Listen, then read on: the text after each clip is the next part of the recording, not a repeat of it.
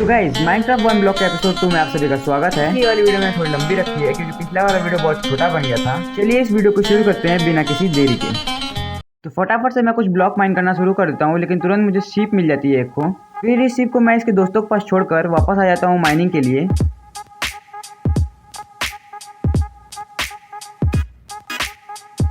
और फिर माइनिंग करते करते ही मुझे एक चेस्ट मिलता है और इस चेस्ट में मुझे 63 ग्रास ब्लॉक्स मिल जाते हैं। और अभी मुझे याद आता है कि मुझे पिछली वीडियो में वाटर बकेट मिल गया था, इसलिए मैं वाटर बकेट का इस्तेमाल करके अपने ब्लॉक के नीचे एक ब्लॉक लगाने वाला था, मेन मतलब जो वन ब्लॉक था, ताकि उससे मेरा सामान गिरे ना।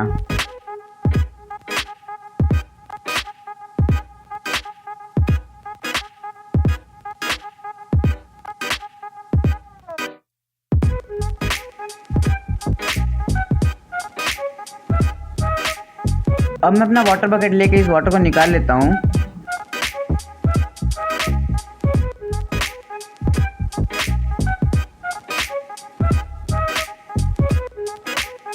और फिर मैं अपने टूल्स को निकालकर फटाफट से दोबारा माइनिंग करना शुरू कर देता हूँ।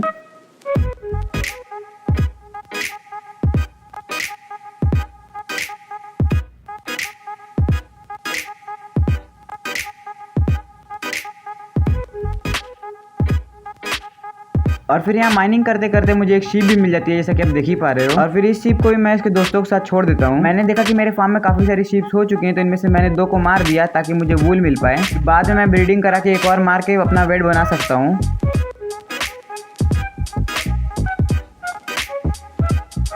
और अभी अब जैसा कि देख ही पा रहे हो मैंने इनका ब्रीडिंग करा दिया है। अब जब ये शीप बड़ी हो जाएगी तो मैं इनमें से एक को मार के अपना बेड बना लूँगा।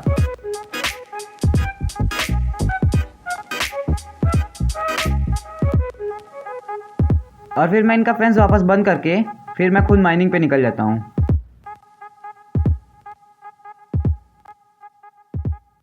और फिर थोड़ी देर माइनिंग करने के बाद फेस चेंज हो जाता है। इसका मतलब कि थोड़ी देर बाद मुझे स्टोन और आयरन वाली चीज़ें भी मिल जाएंगी। इसी खुशी में डांस भी करने लगता हूँ। तो जैसा कि आप देख ही पा रहे हो फेस चेंज हो चुका है और यहाँ पे लोग पटाखे भी छोड़ना शुरू कर दिया है मेरे लिए। फेस 2 केव्स वाला है, इसका मतलब इसमें ज़ॉम्बीज भी आएंगे। और अब मैंने कुछ ब्लॉक्स भी माइन करना शुरू कर दिए हैं। देख ही सकते हो मुझे एक एंटीसाइड भी मिल ही गया है, जल्दी स्टोन भी मिल जाएगा। ये इसमें वुड क्या कर रहा है भाई? खैर मैं इस वुड को माइन करता हूँ और इस वुड को माइन करते ही मेरे सामने एक ज़ॉम्बी आ जाता है, जो मुझे केवल एक ही हिट मार पाता है। उसके बाद मैं इसे मार देता हूँ। इसने अपने हाथ में एक मॉस ब्लॉक ले रखा था, इसमें से वही गुलाबी वाला पेड़ उगता है। क्योंकि यहाँ पे ज़ॉम्बीज आना शुरू हो गए थे तो मैंने अपने पिछली वीडियो के बचे हुए फेंसेस को लिया। इन फेंस को लेके मैं उस ब्लॉक को घेरने का सोच रहा था।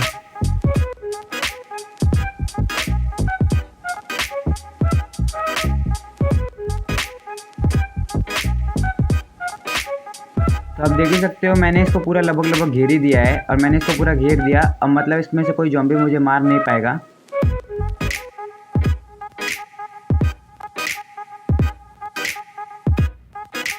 यहाँ पे मुझे स्टोन कॉपर ये सब मिलना शुरू हो गया था, जिनको मैं माइन करता हूँ और फटाफट जाकर उठा लेता हूँ।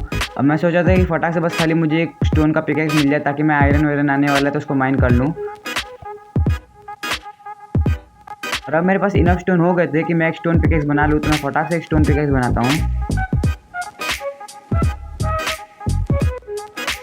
और फिर मैं दोबारा से माइनिंग शुरू कर देता हूँ। और मैं माइनिंग कर ही रहा था कि मुझे एक मुर्गा मिलता है। फिर मैं सोचता हूँ कि मैं इस मुर्गे को इसके दोस्तों के साथ छोड़ दूँ, लेकिन फिर मैंने सोचा कि फेंस गेट तोड़ के इसे निकालना पड़ेगा, इसलिए मैं थोड़ी और ग्राइंडिंग करने लग गया। फिर से कुछ देर बाद मुझे एक चेस्ट मिलता है, उस चेस्ट में एरोज और एक हेलमेट था। फिर से कुछ ही देर बाद मुझे एक और चेस्ट मिलता है जिसमें से मुझे 2 एमराल्ड मिल जाते हैं। और फिर कुछ देर और माइनिंग करने के बाद मेरे ऊपर कुछ ज़ॉम्बीज हमला कर देते हैं, जो कि मेरे डैमेज ही नहीं दे पा रहे थे। मतलब वो मुझे मार ही नहीं पा रहे थे किसी ग्लिच की वजह से।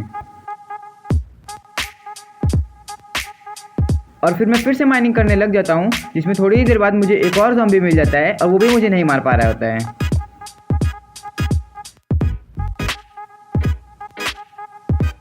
और फिर मैं सोचता हूँ कि इस मुर्गे को बाहर निकाल के जानवरों के साथ छोड़ देना चाहिए, इसीलिए मैं फेंस गेट काट देता हूँ और फिर इस मुर्गे को बाहर निकलने का इंतजार करता हूँ।